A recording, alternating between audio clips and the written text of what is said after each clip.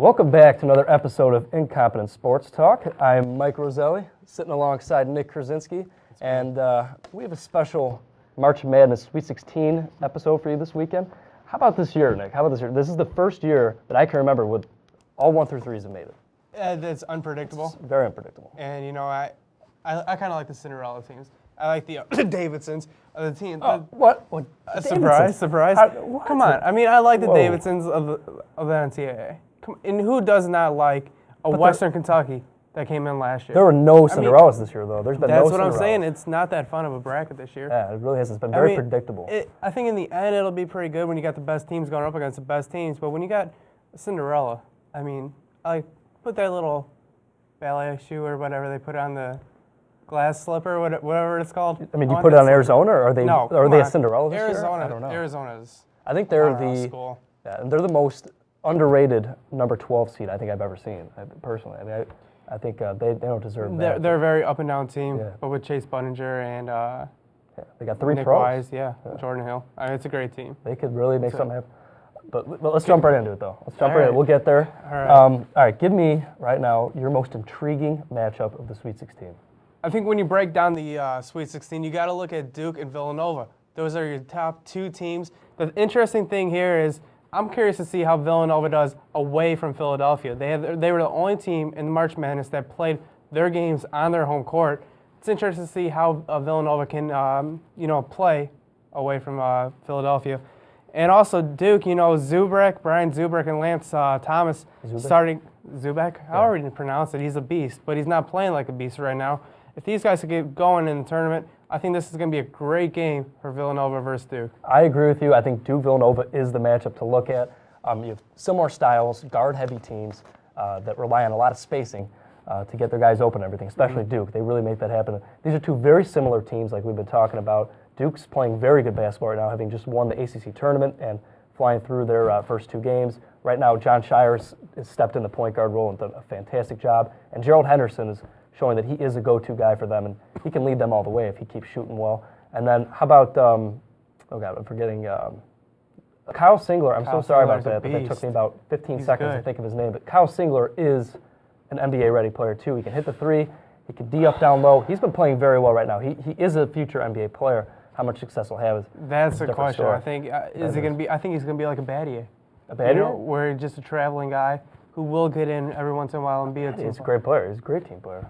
He's a great team player, but he's not an all-star. No, he'll never. I mean, Singler's going to be between a Battier from a Duke and a Josh McRoberts from Duke. No, Josh McRoberts, I don't know. Ugh. You think Kyle Singler's going to be a good NBA player? Better than Josh McRoberts. Obviously, that's what I'm saying. He's going to be in between those 2. We're segueing, though. Yeah, we're come on. All right, let's get into, we did the most intriguing. Let's do the least intriguing. Which of these Sweet 16 matchups is the least intriguing? They're all pretty intriguing for me, but one that really, for me, I might not even watch because I think the other team, the number 1 team, is going to walk away with it is UNC versus Gonzaga. I think that even with Ty Lawson not fully healthy, they're just going to walk over Gonzaga. Gonzaga couldn't get past the second round. It was a very close game, and I think that UNC is just going to bring too much to the table in that game and run all over them. I'd like to see a good game and everything, but I think Hansborough and even with Lawson not fully healthy, I think they're going to be able to really win the game by a lot. See, I'm going to disagree with you on that. You're least intriguing. I think Gonzaga versus UNC is going to be a great game. I think it's going to be closer than people think with the guard play of Pargo versus Ty Lawson. I think Lawson's injury is a little bit less than what people are making it out to be. I think it's a media hype. For my least intriguing game, it's going to go to UConn versus Purdue. I was on Purdue's bandwagon last year. This year, I'm not on the Purdue bandwagon. I think Hashim Tabit, the tall center from UConn, is the guy that's going to be the most intriguing here because he's going to take the game. No one on Purdue is going to be able to block him. No one's going to play defense on him. He's too good on that team. I think their biggest guy on Purdue is 6'8". Yeah, Purdue. So, I mean, they bring great defense. I mean, Purdue is really deep. But I don't think Purdue has any shot here. Yeah, I agree. I think that Tabit, I don't think that they're going to have any answer for him.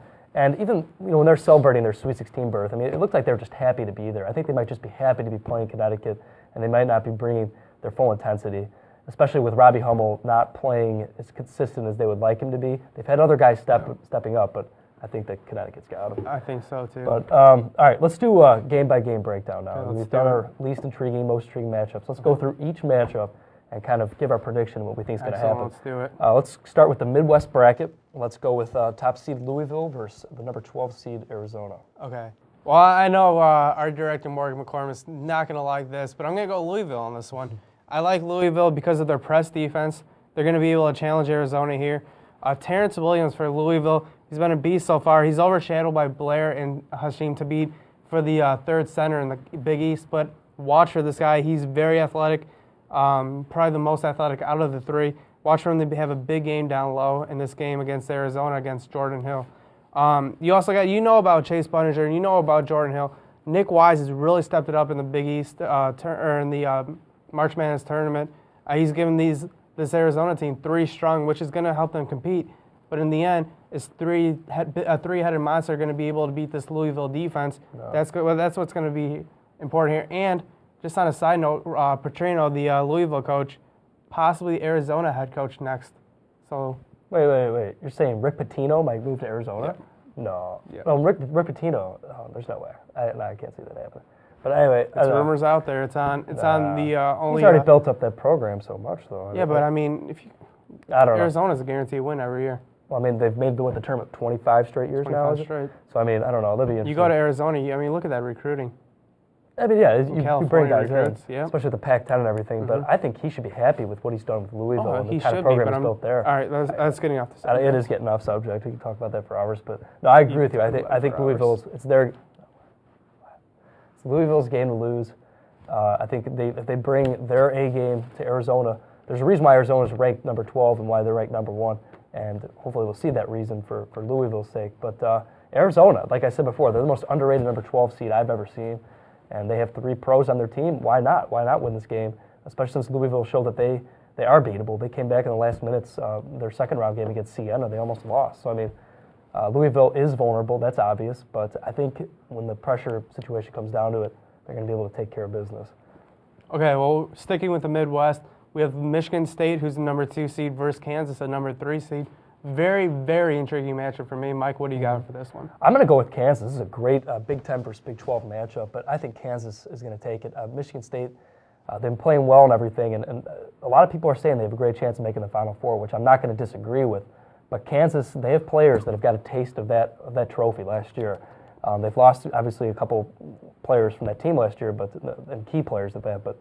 But those guys that are on the team right now have that taste, and they want it again. They want to win it all again, and they know what to do to get there. So I think Kansas has the talent. Bill Self has them motivated, and I think they're going to be able to take care of business. The Michigan State-Kansas matchup is intriguing for me because you got Gordon Sutton versus Cole Aldridge. You got Lucas versus Sharon Collins. 2 very great matchups here. I'm going to go and give the edge to Kansas on this one. Yeah. I think if Morningstar for Kansas could get hot right off the bat, give Sharon Collins and Aldridge a third weapon, this is no-brainer. Kansas has it. I don't think Michigan has the depth to compete. Mm-hmm. No, I can see what you're talking about. All right, so right now, we both think Kansas is going to win. So we both have Kansas and Louisville. Both have Kansas and Louisville right now. Great. All right, so we're moving on. We're going to go to the West region right now, which is in Glendale, Arizona. The first game is number 1 UConn versus Purdue. We've already talked about that a little bit, but what do you think?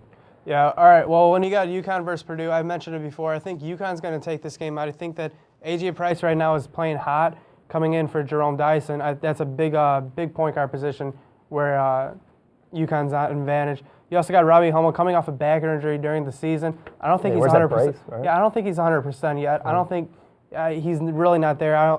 UConn, I think, has it. Hashim Tlaib overmatching everyone in this game that Purdue's going to throw him. They're going to double team Hashim Tlaib, obviously, which is going to kick someone open outside. Yeah, I can't see. Like we said, I can't see Purdue sticking with them. And Purdue's got great defense, but Hashim Tlaib's just too big. And even with E'Twaun Moore and Juwan Johnson playing so well for Purdue right now, great defense, I just can't see him getting by the Huskies, especially the way Connecticut's been playing. They've been the hottest team in the tournament so far. I mean, they really have been the hottest team, but then again, they played Chattanooga.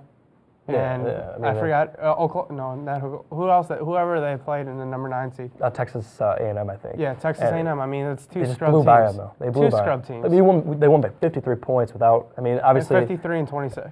Yeah, they won. But it's 2 scrub teams, so don't get too much on the hype yet. And this is very. It's their first real test. Yeah. I'd say that.